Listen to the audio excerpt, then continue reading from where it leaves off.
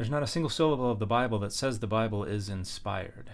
Hey everybody, I'm Dan McClellan. I'm a scholar of the Bible and religion. And there are a couple different reasons for this. The first is that nothing known as the Bible existed within several generations of the lives of any of the people who wrote anything that went into the Bible, so they cannot have referred to the Bible. They referred to the Scriptures, which was an unbounded category that included a lot more and different texts than are included in our Bible. It wouldn't be until the end of the 4th century CE that an authoritative delineation of the Scriptures would be asserted, and that's when we start to refer to the Hebrew Bible and the New Testament together as the writings, the Bible, at the time meaning the plural books, and it would be after that that it would come into Latin as the singular Bible.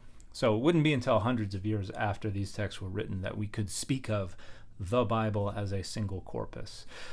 But additionally, there is no syllable of the Bible that refers to the Scriptures as inspired. And now everybody's thinking, hold up now, what about 2 Timothy 3:16? That does not use the Greek word for inspired. That word is entheos. But in 2 Timothy 3:16, the Scripture, here a reference to the Jewish Scriptures, not to any Christian Scriptures, are Theop Neos, which literally means God-breathed. And while today virtually everyone understands this to mean inspired, that's not what it was understood to mean when 2 Timothy was written. Up until the 3rd century CE, Theop Neos was used to refer to God-breathed in the sense of God breathed the breath of life into the first human. In other words, life-giving, enlivening. So the Scriptures were life-giving, and this fits with the use of this word elsewhere in reference to streams of water, or to sandals, or to ointments that were used to preserve deceased bodies for 3 days while the spirit was still nearby in case it decided to return to the body.